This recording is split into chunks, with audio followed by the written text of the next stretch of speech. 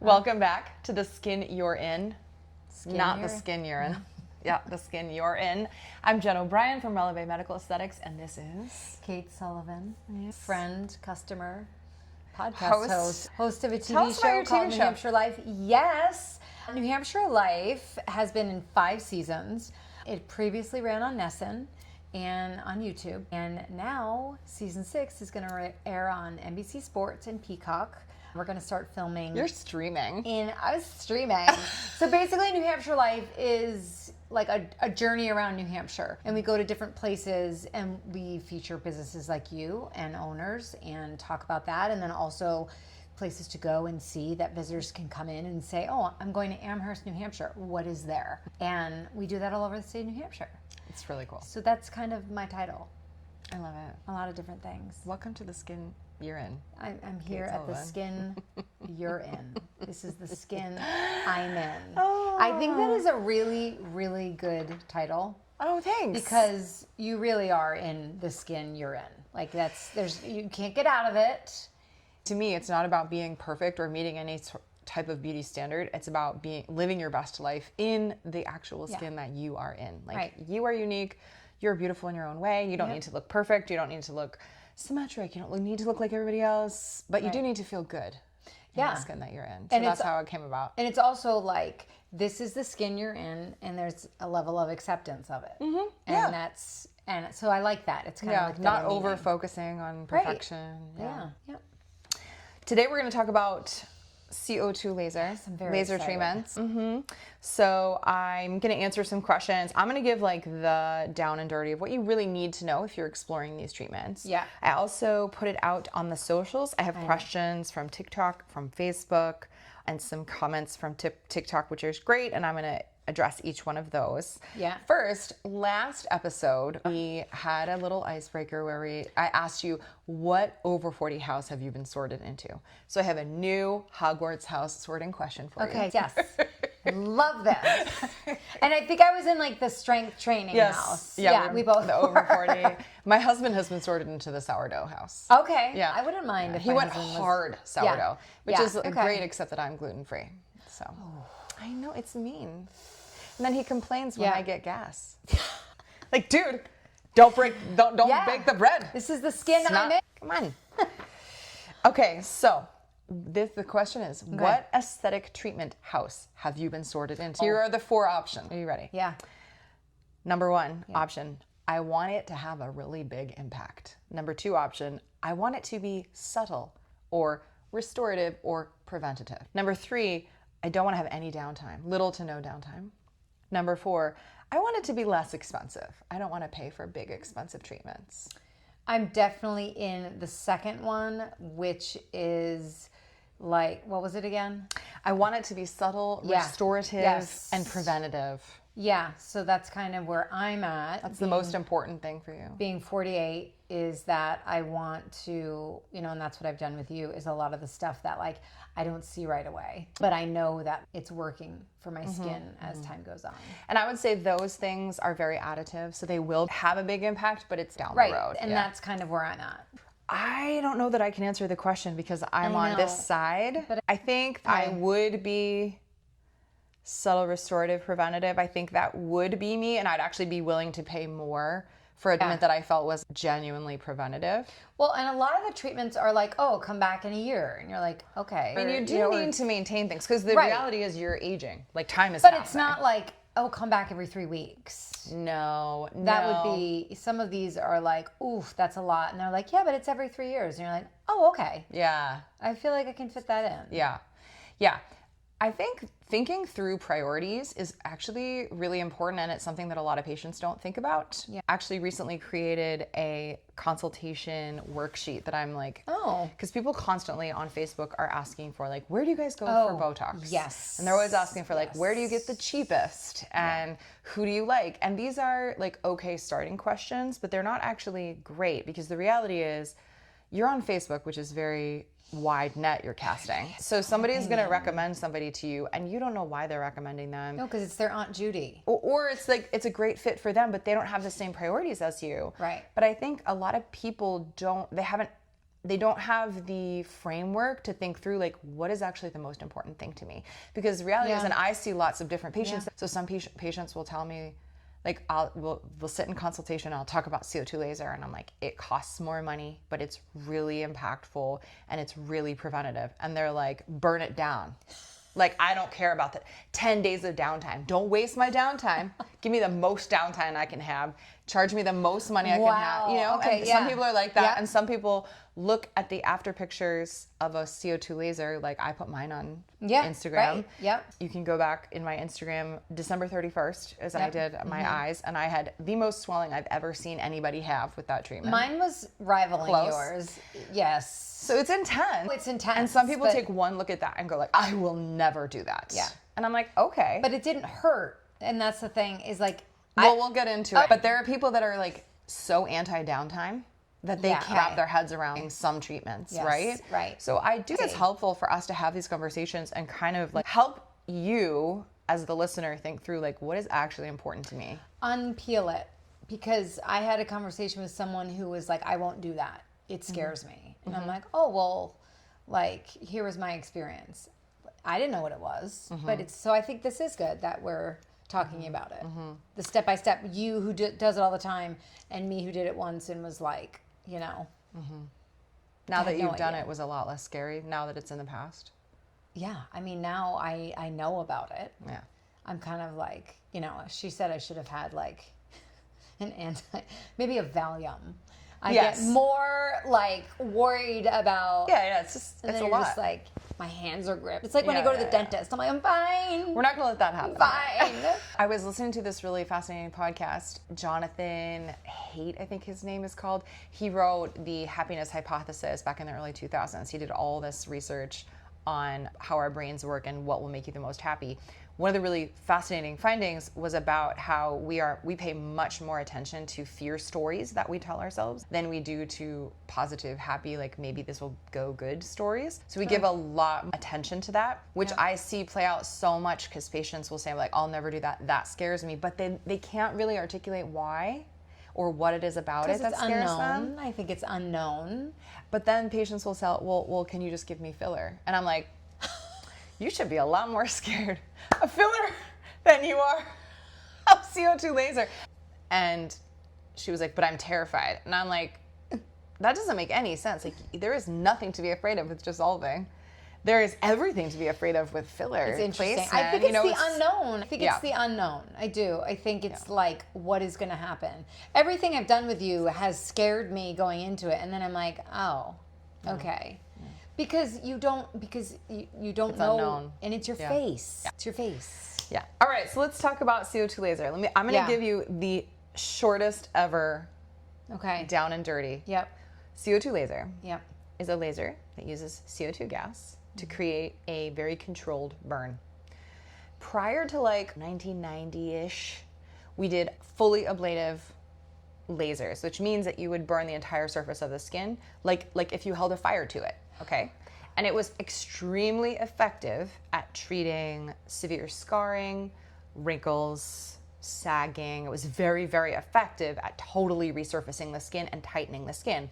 But it had quite a bit of downtime, it was quite uncomfortable, and it did run risks of scarring. So then around in the 90s, well, there are always risks, yeah. Way back then. When they would Well, burn this your is skin. fully ablative, so that's not what we do today. No, I know. Yeah. Yes. Yeah, I mean, there's Right. risks in everything we do, for right. sure. Okay. Okay. Now what we have is called fractionated ablative laser, which means that instead of putting a fire to the surface of your skin and burning the whole surface, we're actually firing tiny little columns of CO2 laser all over your face so that there's a column of burns surrounded by healthy skin. What this does is it reduces your downtime considerably. It reduces the risks of scarring quite a bit. It's a lot less uncomfortable. In fact, other than the actual treatment itself, which I do treat for pain during the treatment itself, afterward, you really don't have discomfort, Right. even if you have intense swelling. And so we do this fractional treatment, which has a large body of research behind it showing that it actually gives equal results or near equal results to fully ablative laser. So you get all of the benefits of a fully ablative, like sticking a fire on and getting a whole new set of skin without the impactful downtime. And there's still a downtime, obviously. So that's the number one thing I want to talk about. Number two, super important, which I so love and is so important to me, is does it have a solid research base? Do we have randomized controlled trials, and not just one or two, and not just on 10 or 20 patients? Do we have a lot of randomized controlled trials on thousands of patients proving that this works? And we do. Bottom line, it's maybe the only aesthetic treatment that has, like, other than Botox. Botox has thousands of research studies. Filler, thousands of research studies. I mean, it's kind of incontrovertible. Like, they work. Yeah. CO2 laser works. One of the questions we'll talk about later, Ashley on Facebook asked me, there are so many skin tightening treatments available now. Why would you recommend CO2 laser over other options like radiofrequency microneedling, chemical peels, or other lasers? Yeah. It comes down to the research. There is very little research Science. on anything else. I think Okay. radiofrequency microneedling is a bad idea. I think it You is can have possibly opinions. harmful. Probably doesn't do anything helpful. Possibly harmful. So that's that answer. The before and after pictures that I've seen, now I don't do the treatment, so I probably can't speak too certainly about it because it's not like I've seen hundreds of before and afters of my own patients. I haven't because I don't do it because I don't believe in the science because there is no science other than the research done by the company itself. But from a biological perspective, when you think about how radiofrequency microneedling works, you go, that sounds like a really bad idea, in my opinion. And all of the before and after pictures that I see online, first of all, they're all doctored, or they're so different you can't possibly compare them, or they look no different. I'm like, well, how much did you pay? Thousands of dollars for treatments that don't give a difference. It makes me uncomfortable. So CO2 laser has a lot of research behind it. We know it really works. We know it's really quite safe. There's not a lot that can go wrong. Your skin is excellent at healing itself. It's kind of like a great thing. So that's what is CO2 laser. CO2 laser is specifically good for skin tightening. If you want your skin to be tightened, CO2 laser is essentially the only way to do that outside of surgery. Yeah. Actually, it's better and different than surgery. And again, emphasizing that this isn't the, like, you wake up the next day and have a whole new tightened face. No. Like, I think that's important, which I love, is that it's like, and that's what I like about it, is it's like over a little bit of time where it's kind of not regrowing, but it's doing its thing. I love that idea. Yeah, it kind of is regrowing. Yeah, an important distinction. So CO2 laser is a fractionated ablative laser. There are one or two other types of ablative lasers, but ablative laser is the only type that will give you skin tightening. Okay, so IPL, all these other non-ablative lasers are not going to give you skin tightening. Yep. They will help you lift pigment, Yes. but they're not going to tighten your skin. Yeah, I've never heard of that for tightening your skin. I've only gotten it for pigment. People love to say things, Okay. Yeah. even if they yeah. are false. Okay, so CO2 laser will give you skin tightening. That is the key. Yeah. And lots of people are like, I would like tighter skin. And this is another question I got. I'm skipping ahead to the questions. The other questions from Ashley on Facebook was, I'm starting to notice hooded eyelids. How much improvement can CO2 realistically provide? And when does it become a situation where blepharoplasty, which is the surgery where they remove excess skin on your eyelid, is the better option? So let's talk about great question, because I had it done on my eyes. So let's talk about the difference between CO2 laser and surgery, because often it does come down to those two. The way that I like to describe it is when you see people like Christina Aguilera, girl that just, Lindsay Lohan. She looks good. She looked a little scary, and now she looks great. Amazing. Okay, Yeah. that amazing result is not just facelift, it's always facelift with CO2 laser, because the Really? reality is, I'm not saying I know what Lindsay Lohan had done, okay? And I'm not judging her for doing anything. I don't like the whole, like, I'm going to tell you what this celebrity had done thing. It's also kind of obvious Sleazy. when they've had. I mean, But I think it's helpful at, like, creating a mental picture of, like, what am I looking for? yes. Surgery, whether it's blepharoplasty or facelift or neck lift or whatever, only removes excess skin. It does not improve the quality of the skin that remains. So have you ever seen an 80-year-old lady with a facelift? She looks like she has 80-year-old paper-thin skin that's just been stretched really tight. It's not always the best outcome. So sometimes removal of excess skin is the only good option. Often you would really want your skin that remains to look better too. Okay. Distinction I number see. one. Yep. Distinction number two is, I happen to know Ashley, and she is not 80. Okay? So when you have a surgery, any surgery which is skin removal, you assume that it will need to be redone in about 10 years. Okay. So if you're going to have a blepharoplasty, you're probably going to, your skin will continue to droop over time. You will probably want it, or the result will only last about 10 years. Okay. So when we think about, number one, what's the quality of the skin that we are doing surgery on? If I'm going to cut into it and then sew it back together, I probably want that skin to be high quality skin. Yep. And do I want to do it this year and then every 10 years for the next 5 decades? Or do I want to delay it 5 years, have CO2 laser annually for 5 years, improve the quality of my skin, tighten my skin, and then maybe I end up with a blepharoplasty in 5 years, and then instead of getting 5 blepharoplasties throughout my life, I'm getting 4. I'm not suggesting that people get 5, but you see what I'm saying? So she's saying one or the other, and you're kind of saying a lot of times it's both. It's both, or the CO2 laser is not only preventative, but also will improve your future results of surgery. Right. Yes. Got it. Especially for younger people. Right. Like if you're 35 or 40 and thinking about having blepharoplasty, I'm like, do you want to delay that? Yeah. Because you're just going to have to repeat it when you're 50 and 60 and 70. Yeah. And sometimes this doesn't go away, and sometimes people do have to get them. Like they do have droopy eyelids. Yes. It's just, and anatomical variations are very important. Some people just genetically have indicated a blepharoplasty surgery. Totally fair. And I'm not saying you shouldn't have blepharoplasty. In fact, I refer people to blepharoplasty all the time. But the question isn't, do I do CO2 or do I do surgery? The question is often, where are you at in your life? What is the quality of your skin? How much is your eyelid bothering you? Is it possible to get your eyelid surgery covered by insurance? Because if it's not, do you want to delay it by a few years? And then maybe your skin quality is better. So these are all good questions. And when you have a consultation with either myself or a surgical provider, those are things we'll talk about. Like, how does this apply? Part of her question was, how much improvement can CO2 realistically provide? That's a tricky question. It really depends on the intensity of the treatment that we do. So your tolerance for downtime. Again, as a very young person, you don't need as intensive a treatment. Right. You don't have 80-year-old eyelids. So if we're repeating something annually, we're not going to do the big bang, oh my gosh, treatment. We're going to kind of do a more moderate treatment, and we'll plan to repeat it annually to keep your skin firm.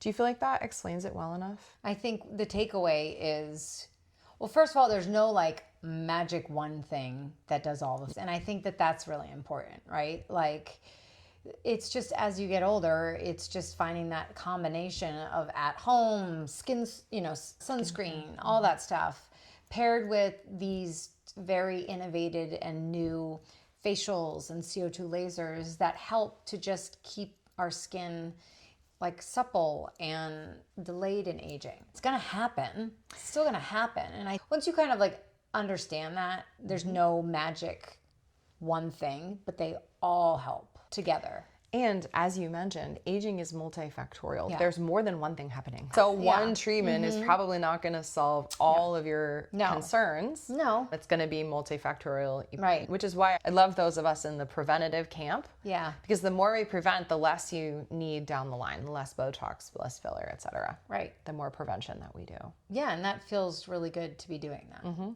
And so, but it's a journey for sure. It is. So briefly, let's cover what is CO2 laser ablative skin resurfacing good for. Pigmentation, brown spots, skin tightening, fine lines and wrinkles, scarring. It can resolve scarring. It's good for building collagen. So you have the most collagen of your life when you're about 20, and it starts to fall very slowly over time around 20 until you hit menopause. And in the first 3 years of menopause, you lose about 30% more. So it falls off a cliff. So we talk about collagen banking. So even in your 20s, 30s, you can start thinking about, how can I bank collagen? To be fair, I did not do any of this. And it's still okay, you guys. Late. It's 40. I'm 48, and I think I started paying more attention when I was like 46. I do know, and it's so funny because I remember people hearing them in their 20s and 30s. They were like getting preventative Botox, and I thought it was ridiculous. And and now I'm like, oh, okay. I don't super get on that bandwagon of preventative Botox in your 20s. Right. The preventative, yes. Like Well, up until about 2 years ago, I was like, I'm going to age gracefully. I don't care what it looks like. Bring it on. I mean, that's what I thought. I'm just going to age. And now I'm like, oh, no. It changes. Props to you for having the courage to change your mind. It's funny because I did this podcast and then I reshared it online and a bunch of my friends were like, thank you for sharing that, like that honesty. Because my sister's like, oh, you over here, miss, I'll never like get work. And I haven't gotten Botox, but I'm not ever saying never. Before I was like, I'm never getting Botox. Now I'm like, we'll see. I'm doing everything like around it. It's a lot bigger conversation than like yes. And so the CO2 laser, you know, I was scared, but like, I feel like that is something that I'm like very excited about. Yeah. It is very common and people know about it. Quite safe. And the only thing it's not good for is redness. I will say lots of people, is this going to help my redness? Okay. Not really. Yep. Redness is Good to know. usually, a fancy word for redness is rosacea. It just means Yeah. a little bit of inflammation within the skin. We can treat it with topicals. It can be treated with other non-ablative lasers. Okay. CO2 laser doesn't make it worse, but it's not going to make it better. Yeah. So I got the CO2 laser in February. Something like that. And it was a hilarious journey. She got a picture every day. And my eyes were puffy and it was happening. The work was being done on my eyes. It was kind of exciting. And then, you know, my husband, who doesn't notice like anything about anything, I'd say like 2 months later, we were just like, I don't know where we were. And he's like, oh, I can see it. And I was like, oh my God. He's like, I don't know what it is, but I definitely notice a difference. Yay. And he doesn't notice, like, I planned his 50th surprise birthday party, like in front of him. Like I was putting together his photos for a collage in front of him basically, and he didn't notice. Nice. Like that's how it just kind of checked out. Yes. So when he said that, I was like, That feels good. it did feel good. Yeah. Yeah, it felt My good. husband never says anything nice. Well, He just cooks me dinner every night, so I'll I forgive mean, it. I don't know. Maybe I would take that. I might take that. So it's good for brown spots, skin tightening, fine lines and wrinkles, and just like preventing the aging process. Skin tightening on the eyelids as well. You do need to see like a more advanced trained provider for that. Not everybody can do eyelid treatments. But you do that. I do, but you Yes. shouldn't, like if you're in Alabama, don't just let anybody do. Jen does it. Yes, I do. Some metal discs that go in your eye. Protect your eyeballs. Yeah. The key to the benefits of CO2 laser, and lots of people want to talk about the downtime, they get really scared about the downtime. It's insanely customizable. So we can do a very light treatment where you're like pink and puffy for a day or two, or we can do a super intense treatment where you're staying in the house and not going anywhere for 7 to 10 days. The grocery store with giant sunglasses on and a hood, which is Where maybe we what I land did. on that will be within your consultation. It'll be a conversation. What are your goals? And I can say like, doing 7 to 10 days of downtime. If you're 30, having 7 to 10 days of downtime, like you can't undo aging that hasn't occurred yet. So I will never recommend like the deepest treatment for a 30-year-old. If you're 80, I'm not going to recommend the lightest treatment because you'd have to do 400 of them to see a good result, right? What did I have? We did a light treatment on your face and a deep treatment on your eyes. No, we didn't do my face. Oh, I only did your eyes? Because remember, we were You were concerned about pigmentation? Yeah, we only did my eyes. Okay. We did microneedling. But I think you hit it pretty hard. I think after the eyes. fact, you were like, yeah, I hit it pretty hard. Yeah, well, in order to get skin is good. tightening, in order to get that tightening response, Yeah. you need to do a deeper treatment. Yeah. But if you're 30, you're not getting that much. We're not looking for that much skin right. tightening. Yeah. Mm-hmm. So it'll depend on your tissue. It'll depend on your tolerance for downtime. Ooh, I want more than 2 days of downtime, but I can't do the 10. Okay, let's hit you somewhere in the middle and give 5 days of downtime-ish. Of course, I can't ever make promises, but I can estimate. It's also customizable to your goals. So I have patients that are like, well, I only want a light treatment, but I've got a bunch of brown spots and I want you to hit those really hard to get the brown spots out. So we can spot treat, which is really nice as compared to things like chemical peels, which are just treating your whole face and you can't really spot treat. So that's kind of a nice benefit of CO2 laser. I also think it's important when you say downtime. Like when I heard downtime, I was like, am I going to be in my bed? And no. I think that's important. Like you're up, you're functioning, you're working, you can see. Like you're just, and I mean, I didn't have any pain. It was just swelling. But like, you're not going to any galas. No, you absolutely can work from home. Yeah, You might want to right. be off camera. You need to stay out of the sun. You don't want to get hot and sweaty. You're not going to be working out super heavily. You know, some people don't care and they'll turn their camera on and be like, yeah, I had a laser treatment. I don't care.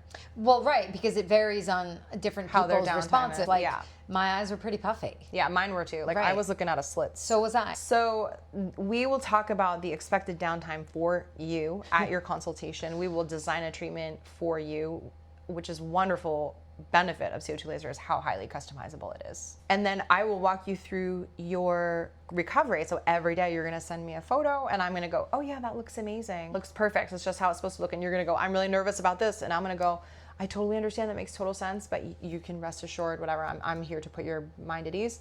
Anytime you send me a picture and I go, Yeah. I want to see you in person, then we can catch things early. Obviously, there are risks of having any treatment, so we can kind of catch things early and get on top of them.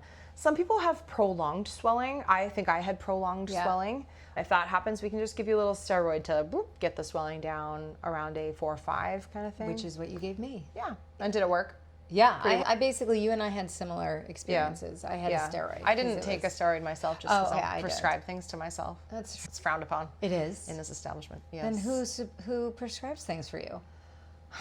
I have to go to the doctor. Oh my God, what is the point? Yeah. Yeah, I mean, would do it again. Would you? Yes. You would be less scared about it next time. I would be less scared about it. Yeah, Like, definitely. I know the process now. I can like warn my family. And it just opens me up to being like, oh, you know, so, but I would do it again and I will do it again. I find as a healthcare provider and a business owner, which is a really interesting crossroads because, right, I want to always have a duty to a patient to do what's best for them and what's going to give them a genuine good result and what's the best course of action, all things considered. But then, especially in aesthetic medicine, there's a really big push to be commercially successful, like make a lot of money. And I hear from a lot of patients that they feel upsold to, they feel pressured into super things. uncomfortable. And I'm seeing all these technologies, like for example, radio frequency microneedling. There's a new product out called XERF, XERF, and I'm just like, it's borderline unethical. It's borderline unethical. Because do I think this is gonna give you $1,200 worth of result? No. I mean, it's really a struggle, which is why I love CO2 laser so much, because I have no problem saying like this is entirely ethical. I've got pounds of randomized controlled trials. You know, nobody's going to question whether or not this was a reasonable thing to recommend. Right. I feel really solid about that. Yeah. And I think that's really one of the benefits of coming to you is you do have like this ethical moral compass. I'm a terrible salesperson. She really is. I'm pretty sure she turns people down. I don't think you should do that. It's not worth your money. Yeah. And they're like, really? I'm like, yeah, I'm sorry. It's really bad. Yeah, it's good though. That's what you kind of want. You know what? I sleep at night. Yeah, that's good. I sleep well at night. Yep. All right. Do you have any more questions for me on CO2 laser before I get into our questions from socials? No, I don't. I've Okay. asked you a lot of questions. I think I'm good. Do you have any more stories to share about your own experience? You shared your story. I did share my story. Yeah, I'm just a nervous Nelly, and I think a lot of people are.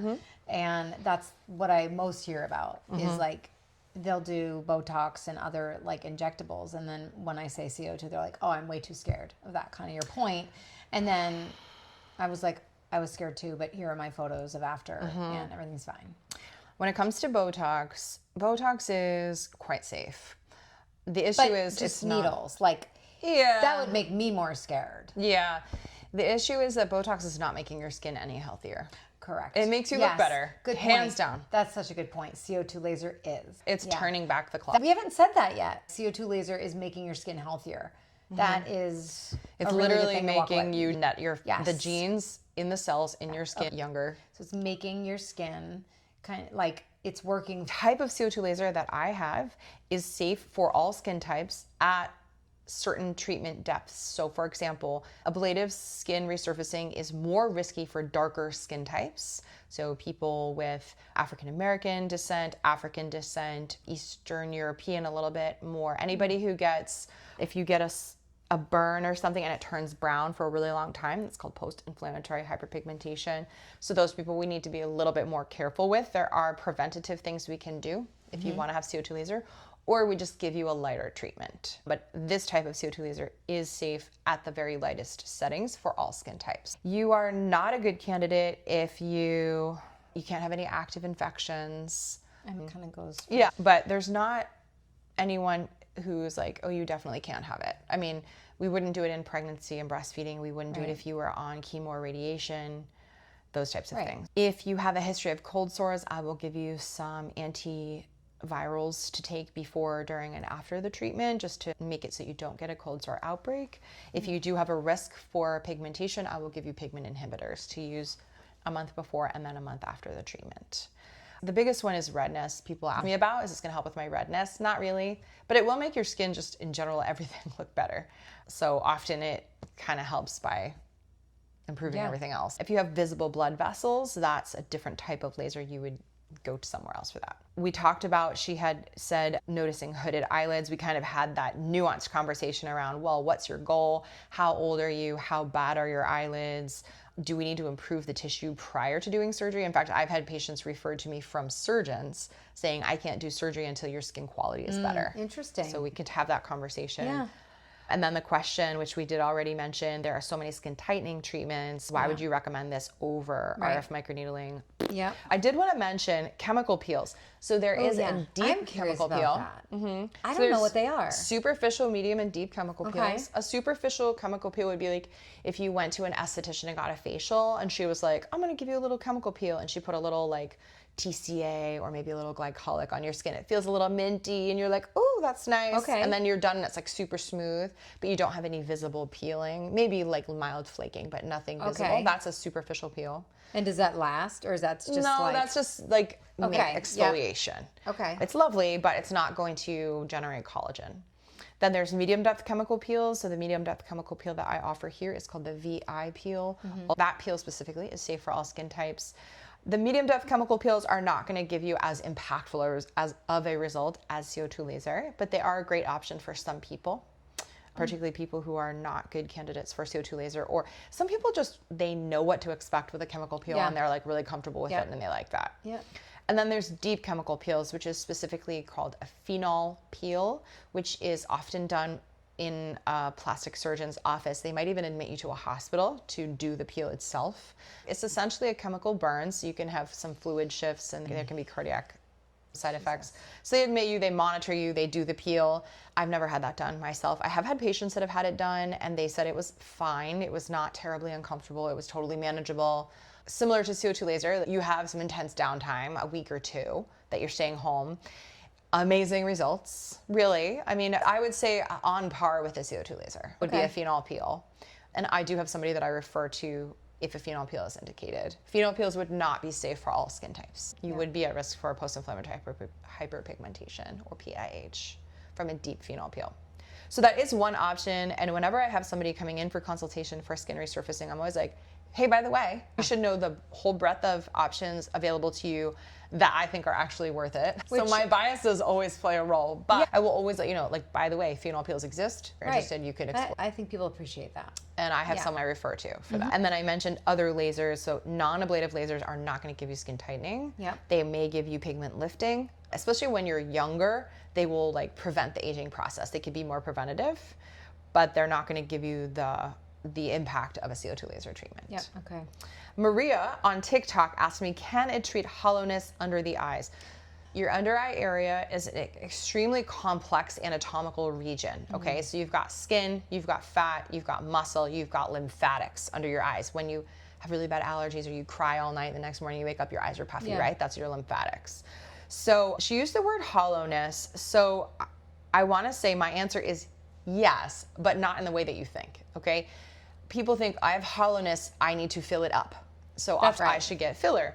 Filler is super tricky in this under eye area, particularly in the middle part of the under eye, because that's where your lymphatics are. Filler, hyaluronic acid. Filler is extremely hydrophilic. It draws water to itself very heavily. So you put a little bit of hyaluronic acid in the under eye, you got all these lymphatics, and suddenly you have swelling that you really didn't want.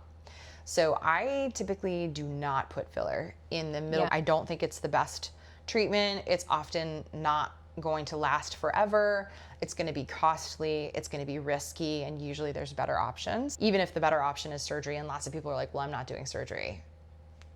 Laser, what it will offer you is skin tightening.